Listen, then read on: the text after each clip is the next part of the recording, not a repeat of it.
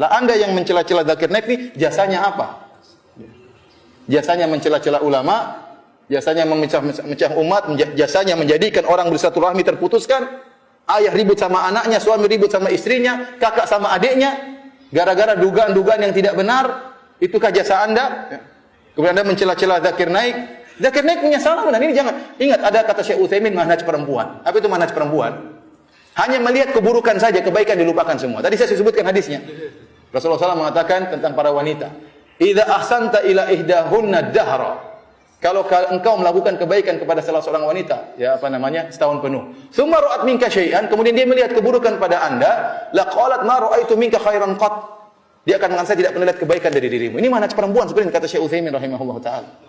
Ya akhi, ente lihat ini Zakir Naik, kebaikannya begitu banyak, dikasih penghargaan oleh pemerintah Arab Saudi, dipuji oleh para ulama. Kemudian ente lihat cuma dua ini saja, cek dulu ini perkataan ini salah atau tidak.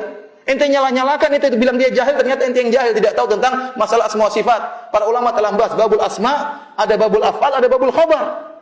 Kita mengkhabarkan tentang Allah tidak mesti dengan namanya. Kita memang Allah pencipta, Allah yang menghidupkan, Allah yang mentakdirkan semuanya ya. Bukan nama Allah takdir, enggak, maksudnya kita nyebutkan Allah mentakdirkan ini semuanya.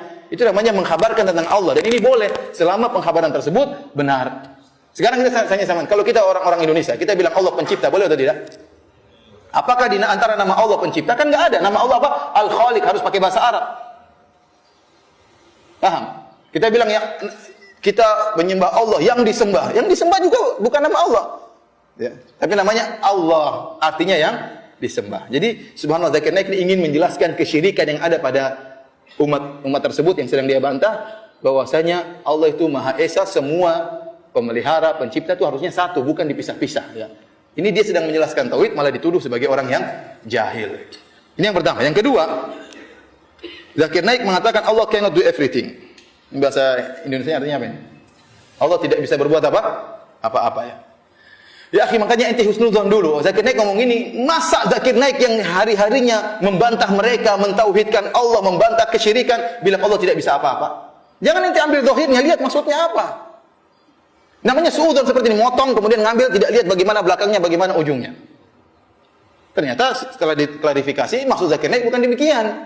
Maksud Zakir Naik Allah tidak bisa berbuat apa-apa, bukan berarti dia menentang firman Allah, innallaha ala kulli syai'in qadir. Allah Maha Kuasa atas segala sesuatu. Tapi banyak perkara-perkara yang disebut oleh Syekhul Islam Ibnu Taimiyah dalam Majmu' Fatawa disebut dengan al-mumtani' li dzatihi, perkara yang mustahil dari sisinya sendiri, tidak mungkin. Ini kata Ibnu Taimiyah dalam Majmu' Fatawa bukan termasuk dari syai', bukan dari sesuatu, ini bukan sesuatu. Suatu yang mustahil secara zatnya dalam bahasa Arab tidak dinamakan dengan sesuatu.